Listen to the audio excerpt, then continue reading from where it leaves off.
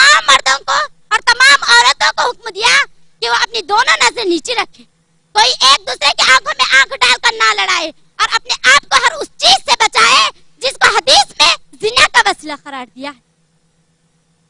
बुखारी की हदीस में आता है कि हजरत अबू हुरैरा रजी अल्लाह अन्हु से रिवायत है कि रसूलुल्लाह सल्लल्लाहु अलैहि वसल्लम ने फरमाया, अल्लाह ताला ने आदम के बेटे पर एक जिना का हिस्सा लिख दिया है और वो उससे जरूर हो जाता है। मसलन बुराई को देखना आंख का जिना है, फहश कलाम करना जुबान का जिना है, बुरी आरज़ू और ख्वाहिश रखना दिल का जिना है। ये तमाम क़यामत के दिन गवाही देगी कि अल्लाह ताला ये बुराई को देखा था और ये इसने उस वक्त फहश कलाम किया था। मेरी प्यारी बहनों, मुअज़्ज़ज़ सामईन व सामियात, अजनबी मर्दों को औरतों को देखकर लुत्फ अंदोज होना, अजनबी मर्दों को औरतों को देखकर लुत्फ अंदोज होना ये ज़हर कातिल है। कोई एक दूसरे को ना देखे क्योंकि वह जिना जैसी फितने की इब्तिदा देखने से ही होती है।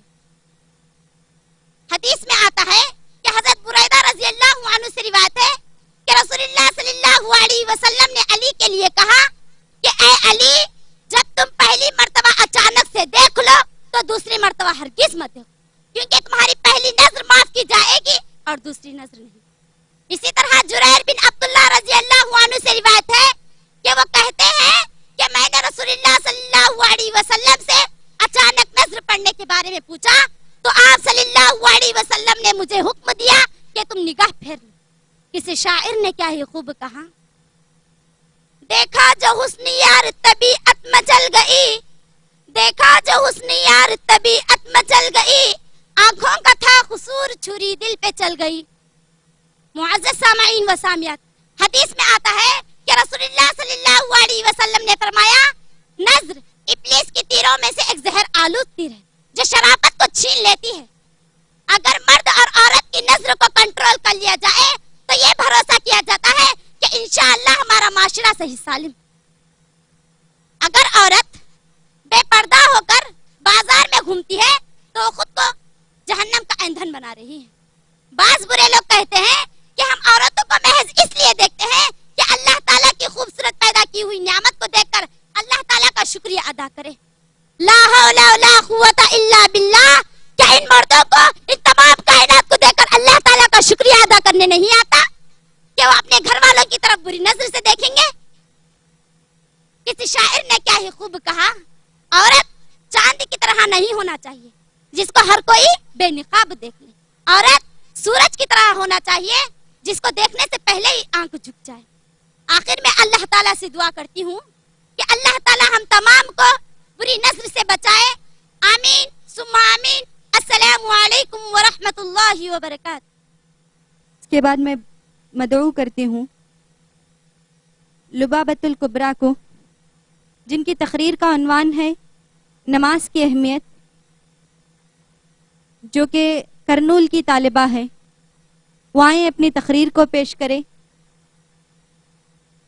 आजकल हमारे नमाजों की हालत कुछ ऐसी है, ज़ोहर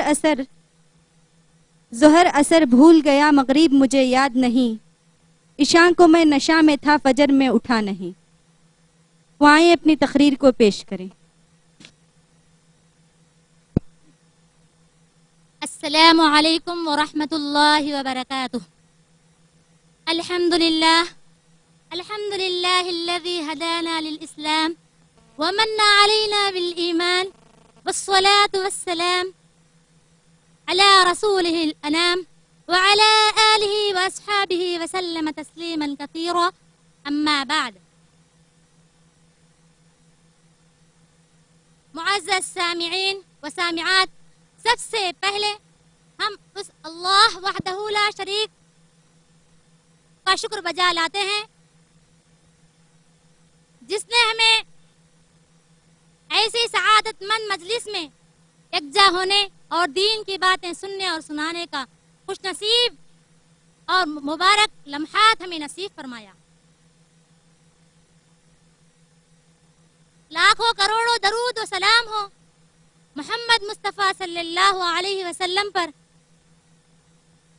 जिन्होंने अपनी पूरी जिंदगी तमाम उम्मत मोहम्मदिया को दीन की तरफ बुलाने के लिए लगा दी। हम्दो सना के बाद मैं जिस उन्वान पर आपके सामने चंद कलिमात पेश करना चाहती हूँ वो है नमाज की अहमियत। मेरी अजीज माओ बहनों, नमाज के बारे में कुरान मजीद में अल्लाह ताला ने 150 से ज्यादा मर्तबा जिक्र किया है। जैसा कि फरमान इलाही है, मुनीबीन इलैहि वत्तकू व अकीमुस्सलात व ला तकूनु मिनल मुशरिकीन,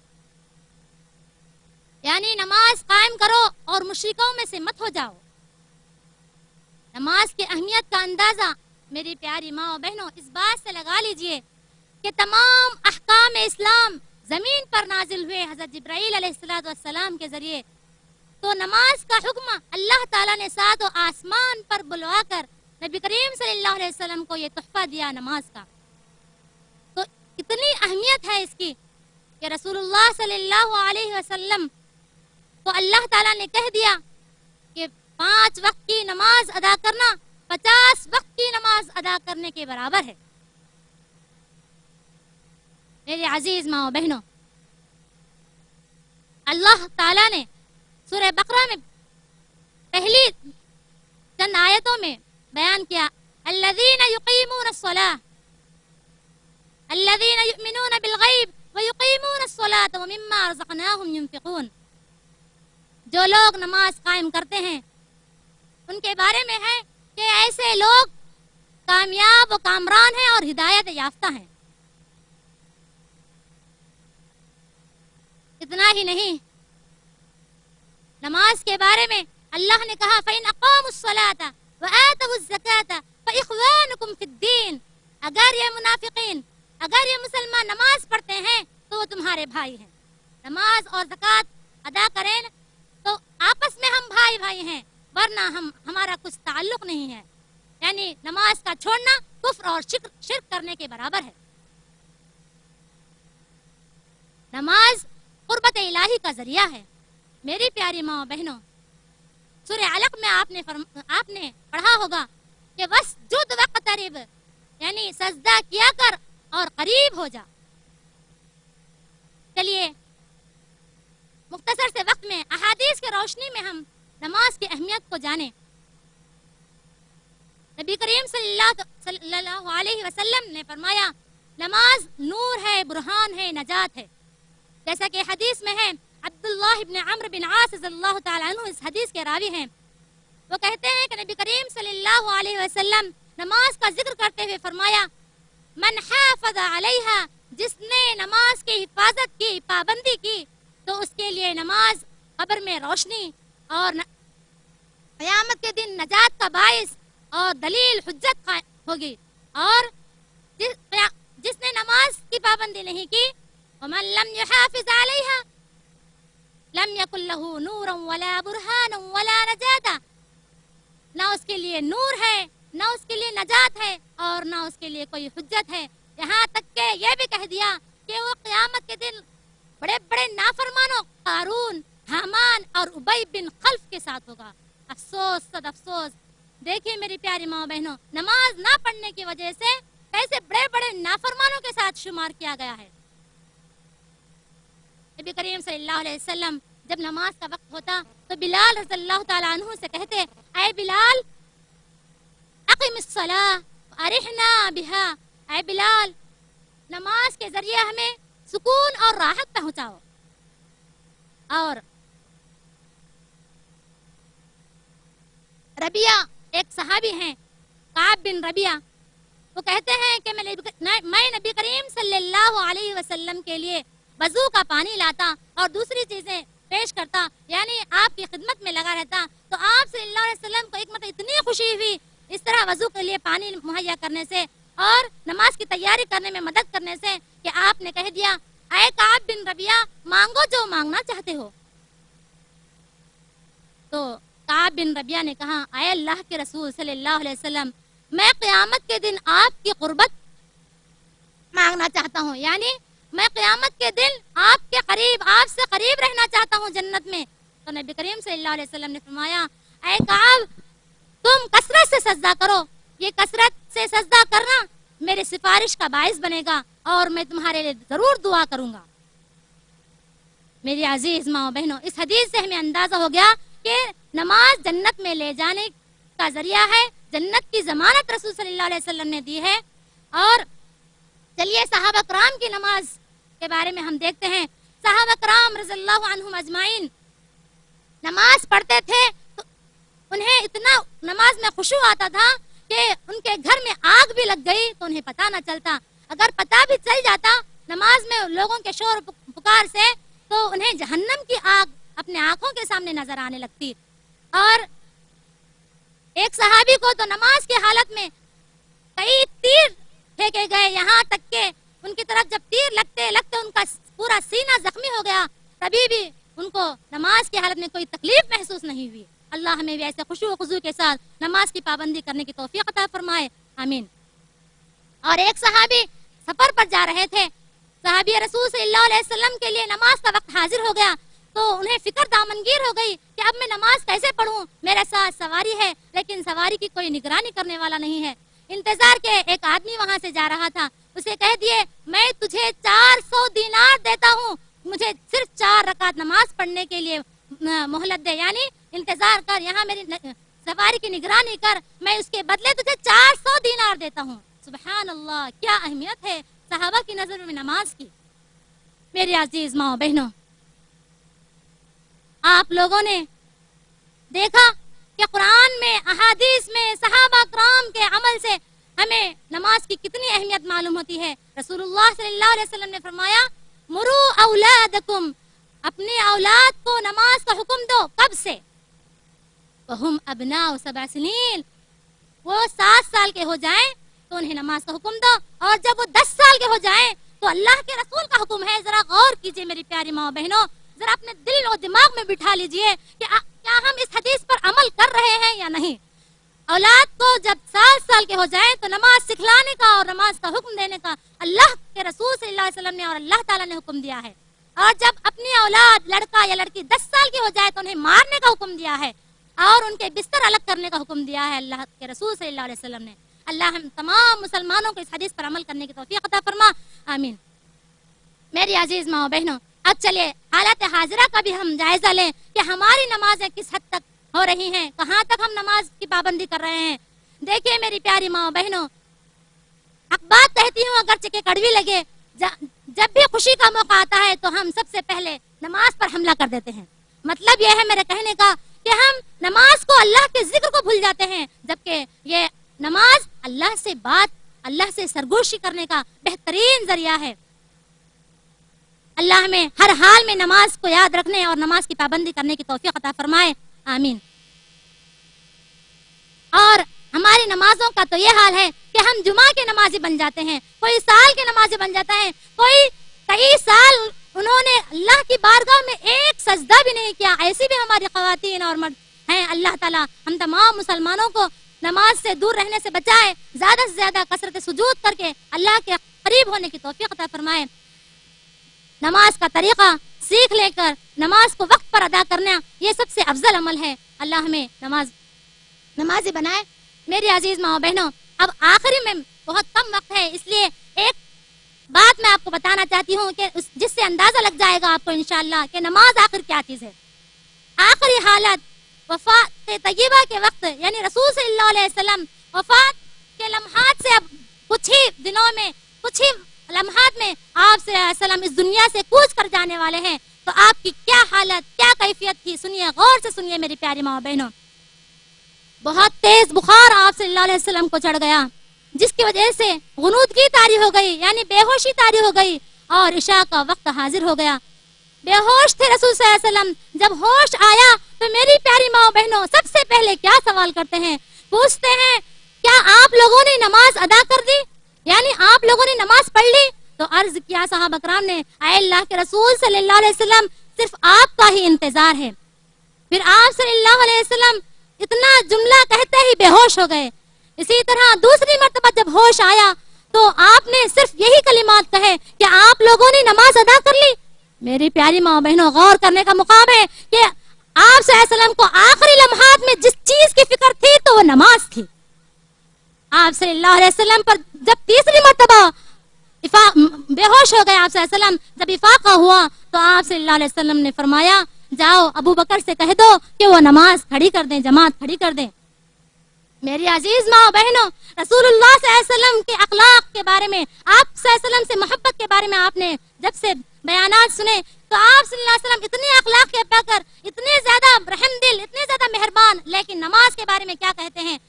میرا دل چاہتا ہے، آپ صلی اللہ علیہ وسلم کہتے ہیں کہ میں ارادہ کرتا ہوں کہ نماز کے لیے حکم دے دوں، یعنی جماعت کھڑی ہو جائے، اقامت کہہ دی جائے، اور میں آگ کا شعلہ لے کر ایسے تمام گھروں کو جلاتا جاؤں جو لوگ نماز کے لیے حاضر نہ ہوئے ہوں۔ اللہ اکبر، اللہم احفظنا۔ ایسے مہربان پیارے رسول صلی اللہ علیہ وسلم کا یہ حال ہے تو ہم نماز کے لیے انہیں اتنا سخت غصہ آتا ہے کہ وہ جلانے کے لیے بھی تیار ہیں گھروں کو، ماں اہل خانہ۔ اور نفاق کی علامت ہے عشاء اور فجر کی نماز چھوڑنا۔ اور عصر کی نماز کے بارے میں رسول صلی اللہ علیہ وسلم نے فرمایا جس نے عصر کی نماز چھوڑ دی تو یہ سمجھ جاؤ کہ اس کے گھر والے، اس کے تمام مال اسباب برباد اور ہلاک ہو گیا۔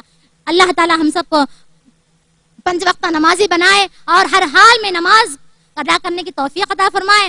اور اے اللہ ایسے دینی مدارس کی تو حفاظت فرما، دشمنان اسلام سے دینی مدارس کے کو اللہ تعالیٰ ان کے بری نظروں سے تو بچائے رکھ۔ اے اللہ ان کے دلوں میں روب ڈال دے، اور تمام دینی مدارس کی مدد کرنے والوں کو اللہ تعالیٰ ان کی تو مدد کر۔ اللہم انصر من نصر دین محمد صلی اللہ علیہ وسلم وخذل من خذل دین محمد صلی اللہ علیہ وسلم، آمین یا رب العالمین۔ السلام علیکم ورحمۃ اللہ وبرکاتہ۔ اس کے بعد میں دعوت دیتی ہوں رخسانہ باوا جان اور ان کے ساتھیاں نظم پیش کرنے کے لیے اسٹیج پر تشریف لائیں،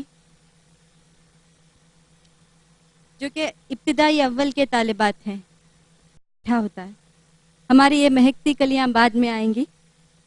ابھی میں دعوت دیتی ہوں فرحین بنت فیروز کو، جو اصف السادس کی طالبہ ہیں، جن کی تقریر کا عنوان ہے اخلاق کا پیکر بنو، ہر دل میں اتر جاؤ۔ کاش مسلماں ہوش میں آئے، غیرت دین کو جوش میں لائے، سائے رحمت اس پر چھائے، کشتی ملت ڈوب نہ جائے، منزل پر پہنچا دے مولا، اخلاق کے پیکر بنا دے مولا۔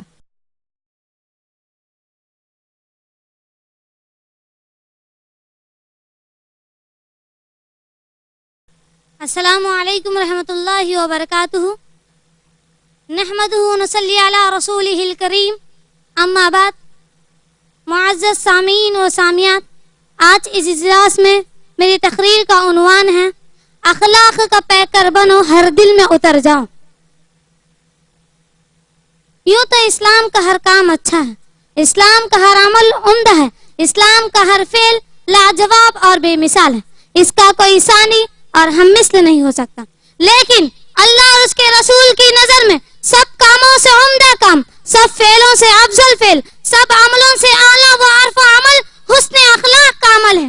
یہ رب کریم کا سب سے بڑا عطیہ ہے، مالک عظیم کا سب سے قیمتی انعام ہے، جو اللہ حکیم نے رسول ذی وقار امام کائنات صلی اللہ علیہ وسلم کو عطا فرمایا تھا۔ اٹھائیے قرآن مجید، دیکھیے سورہ قلم، پڑھیے آیت نمبر 4۔ قادر مطلق اپنے حبیب سے فرماتے ہیں، اے پاک باز رسول، اے پدر فاطمہ بتول، وَإِنَّكَ لَعَلَىٰ خُلْقٍ عَظِيمٍ۔ معزز سامعین و سامعات، اخلاق نام ہے ایمان و یقین کا، عدل و اعتدال کا، شفقت و رحمت کا، صدق و صفا کا، وعدہ وفا کا، احسان و بھلائی کا، عاجزی و انکساری کا، ہمدردی و بھائی چارگی کا، ظلم و ستم سے دور رہنے کا، زور و جفا سے رک جانے کا، حسد و کینے سے بچنے کا، بغض و عناد سے پرہیز کرنے کا۔ حاضرات گرامی، اخلاق نام ہے الیوم یوم المرحومہ کے پیغام کا، اخلاق نام ہے صبر و تحمل، بخشش و نوازش اور پتھر کھا کر دعا دینے کا۔ شاعر کہتا ہے، دعا مانگی الہی قوم کو چشمے بصیرت دے، دعا مانگی الہی قوم کو چشمے بصیرت دے، الہی رحم کر ان پر، انہیں راہ ہدایت دے۔